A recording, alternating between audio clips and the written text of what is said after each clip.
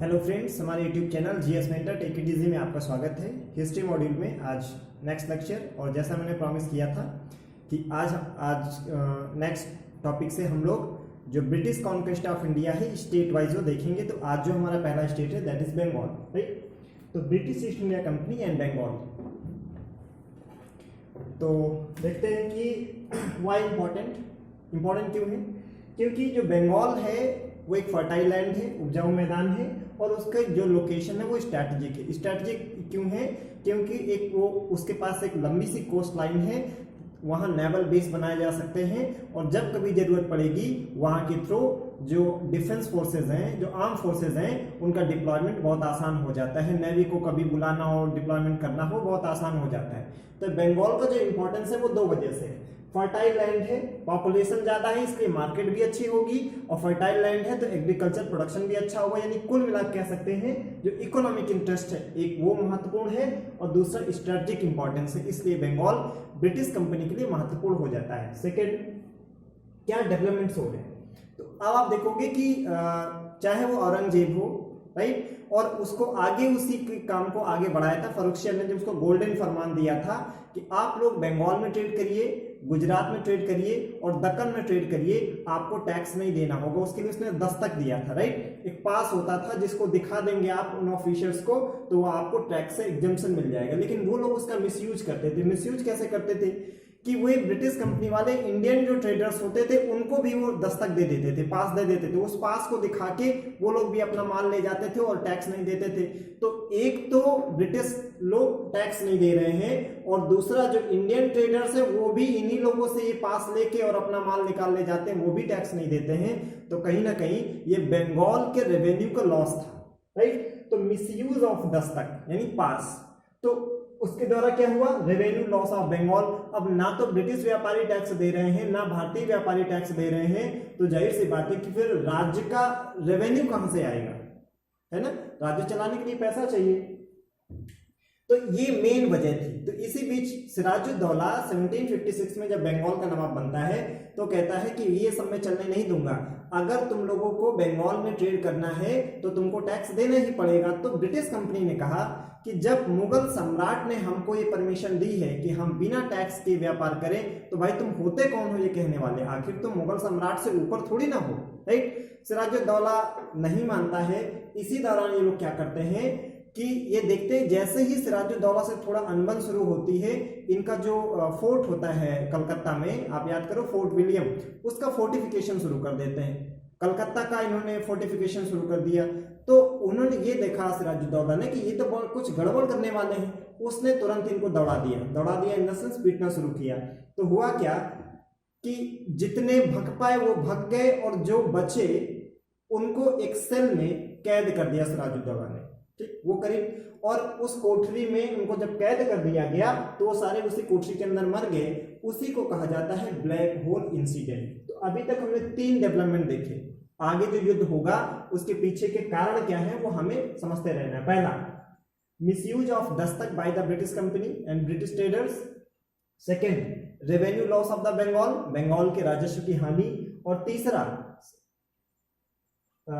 16 जून 1756 को black hole की घटना, जिसमें एक सेल में कोठरी में कुछ करीब 100 के आसपास जो ब्रिटिश थे उनको कैद कर दिया गया, और उसी में घुट के वो लोग मर गए।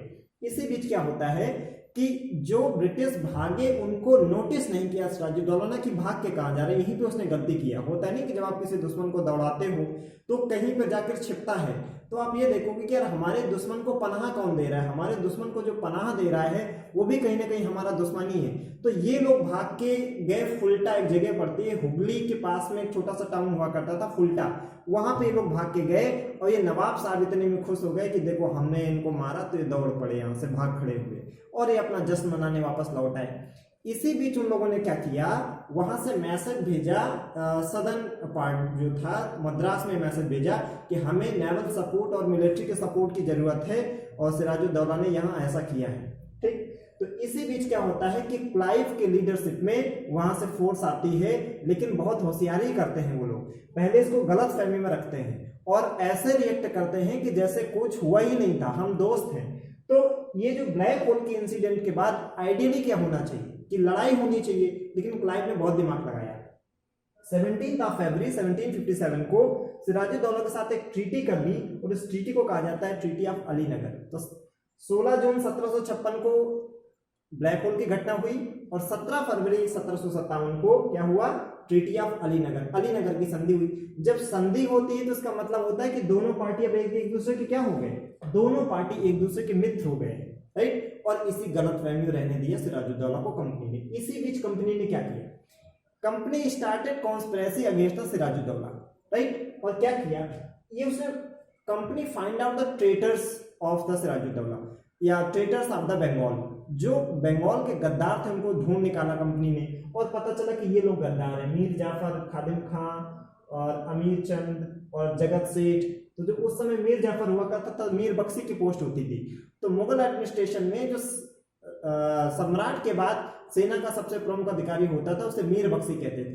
तो बंगाल के नवाब के बाद अगर कोई सबसे इंपॉर्टेंट था बंगाल में तो मीर बख्शी था, दैट वाज मीर जाफर। इसी तरह जो खादिम खां था वो कमांडर था और जो अमीर चंद था वो एक व्यापारी था और जो जगत सेठ था वो एक बैंकर था, साहूकार था। कंपनी ने इनको लालच देना शुरू किया। लालच क्या दिया, मीर जाफर से कहा था कि अगर सिराजुद्दौला को हम नवाब के पद से हटा देंगे तो नवाब तुम बन जाओगे, तो जब ये नवाब बनेगा तो मीर बख्शी का पद खाली हो जाएगा। तो खादिम खान से कहा कि मीर बख्शी का पोस्ट तुम्हें दे देंगे और इन सबको भी इस तरह का लालच देके बहुत आसानी से तोड़ दिया। अब जो मीर जाफर था वो सेनापति है बंगाल की सेना का और उस पर बहुत ज्यादा ट्रस्ट और रिलाई करता है सिराजुद्दौला, राइट। इसलिए कहते हैं आप किसी पे विश्वास करिए लेकिन आंख बंद करके ना करिए। हिस्ट्री पढ़ने का यही हमें लाभ होता है कि वो दूसरों की गलतियों से सीखने का हमको मौका देती है ना, कि जो गलती सिराजुद्दौला ने की मीर जाफर पर ट्रस्ट करके, ऐसे हम सारे लोग अपने जीवन में भी बहुत करते हैं कि जिसको मानते हैं तो फिर आंख बंद करके मानते हैं, ठीक। अब देखिए यहाँ पे क्या हुआ, यही बैटल ऑफ प्लासी के बीज बो दिए गए 23 जून 1757। 23 जून 1757 को प्लासी का युद्ध हो गया। इसके बारे में कहा जाता है a battle which was never fought. ये ऐसा युद्ध है जो कभी लड़ा ही नहीं गया। लड़ा क्यों नहीं गया, क्योंकि मीर जाफर ने कहा सिराजुद्दौला से कि आपकी जान को खतरा है जनाब, आप यहाँ से चले जाएं और मैं तो हूं ना, मेरे ऊपर ट्रस्ट करिए, मैं सब कुछ देख लूंगा। इसकी बात पे यकीन करके सिराजुद्दौला वहां से भागता है। तो जब वो भाग के बंगाल से बिहार जा रहा है तो मीर जाफर के बेटे मीरन ने ही उसको चाकू से उसकी हत्या कर दी। अब चूंकि मीर जाफर तो कंपनी से पहले ही मिला हुआ था, तो हालांकि जो मीर मदन है उन्होंने उनकी लीडरशिप में जो एक सेना की बहुत छोटी सी टुकड़ी लड़ी जरूर बंगाल के लिए, लेकिन वो कुछ ज्यादा कर नहीं पाए और फाइनली हुआ ये कि मीर जाफर को बंगाल का नवाब बना दिया गया जैसा कि कंपनी ने प्रॉमिस किया था। अब कंपनी के रहमो करम पे जब ये नवाब बना है तो कंपनी के लिए कुछ ना कुछ फायदा करेगा। तो पहला काम उसने क्या किया, 2 करोड़ रुपए का तो कंपनसेशन दिया, वार कंपनसेशन, युद्ध हर जाना क्यों लिया ब्रिटिश कंपनी ने? ब्रिटिश कंपनी ने कहा तुम्हारी वजह से हमको युद्ध करना पड़ा, बंगाल की वजह से युद्ध करना पड़ा, इसलिए हमको युद्ध हर जाना दो। और दूसरा, Mir Jafar provided zamindari right of 24 Pargana district of Bengal to the British company. British company को सिराजुद्दौला ने, वहां डिस्ट्रिक्ट आज भी है उत्तर 24 परगना करके, तो उत्तर 24 परगना जिले की उसका जो जमींदारी राइट था वो ब्रिटिश कंपनी को दे दिया। लेकिन मीर जाफर भी आखिर कब तक बांटता रहता, भाई उसकी भी एक हद है ना। तो जब मीर जाफर ने अपने हाथ खड़े कर दिए कि बस अब मैं नहीं दे पाऊंगा, तो कहें अब तू किसी काम का नहीं, उसको हटा देते हैं और इसी का जो दामाद होता है मीर कासिम को बंगाल का नवाब बनाया जाता है।